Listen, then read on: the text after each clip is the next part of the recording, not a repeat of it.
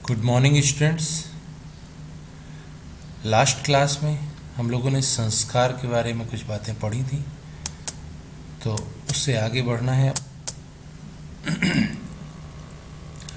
तो संस्कार के बारे में जो हम लोगों ने बातें पढ़ी थी उसका मेन पर्पज़ ये था कि development of the right understanding and purification of the accumulated संस्कार। तो हम जो भी कुछ जानते समझते हैं वो सही डायरेक्शन में हो, हम सही चीज़ों को समझ सकें। जो हम जानते हैं वो हमेशा सही नहीं हो सकता, और जो कुछ सही है वही हम जान पाएँ, ये पहला पर्पज़ है। और दूसरा, हमारे अंदर जो भी संस्कार हैं उनको प्योरीफाई करना है।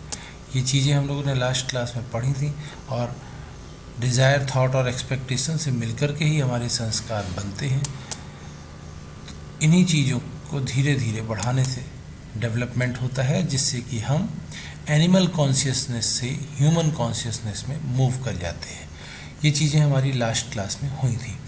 अब इसके आगे इन चीज़ों को करने के लिए क्या तरीके हैं वो बताए गए हैं। तो जो हमारे लाइफ में जो अलग अलग इवेंट्स होते हैं, वो अलग अलग इवेंट्स का पर्पज़ भी यही है कि हम इन संस्कारों को समझ सकें। और इस पर्पज़ में बहुत सारे जो संस्कार हैं, जैसे यहाँ पर नीचे 9 संस्कार लिखे गए हैं, जो 9 इवेंट हैं हमारे। पर्पज़ क्या है? To develop our sanskar further from where we are now. हर आदमी की कॉन्शियसनेस अलग होती है, वो जहाँ है उस स्तर से आगे कैसे बढ़ेगा, ये बेसिक पर्पज़ होता है।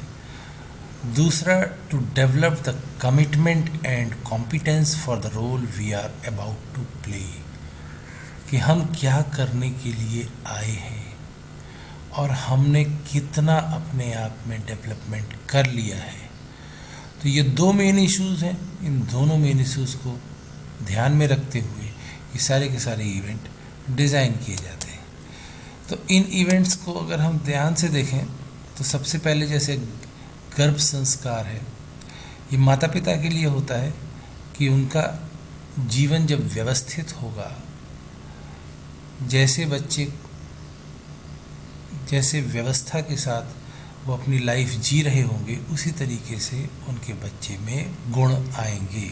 इसलिए इस संस्कार को बनाया जाता है, जिससे माँ बाप अपना जीवन उस दौरान सही तरीके से जिए, जिससे आने वाले बच्चे के अंदर अच्छे संस्कार आ सकें।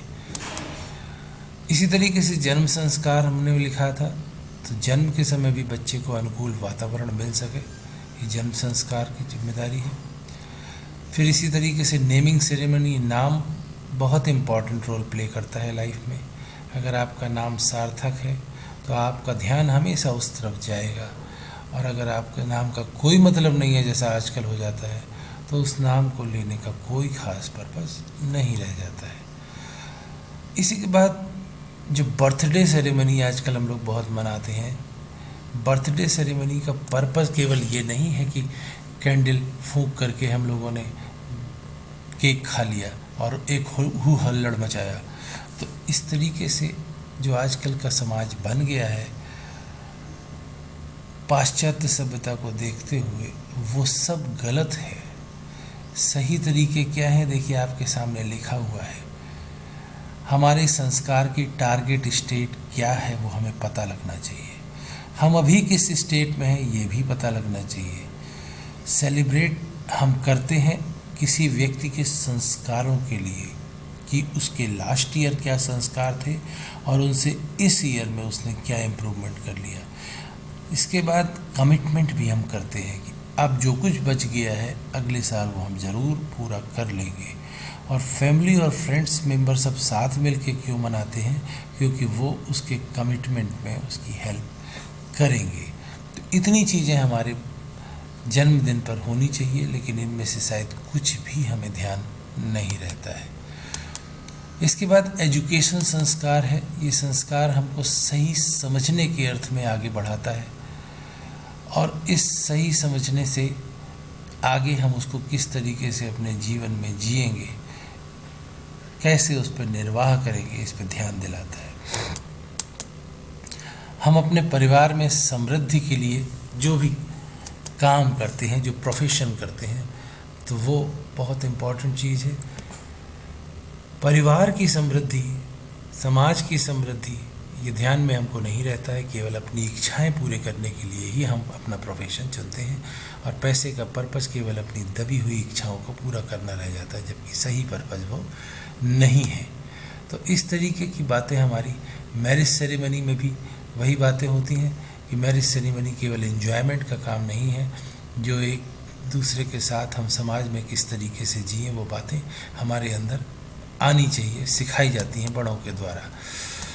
और इसी तरीके से लास्ट में डेथ सेरेमनी है कि हम जो पीड़ा होती है मरने के समय, उससे मुक्त हो सकें, राग द्वेष से अलग हो सकें। और इन्हीं चीज़ों को समझाने के लिए हमारे समाज में 16 संस्कार बताए गए हैं, जिनके बारे में मैं नेक्स्ट क्लास में बताऊंगा। Thank you.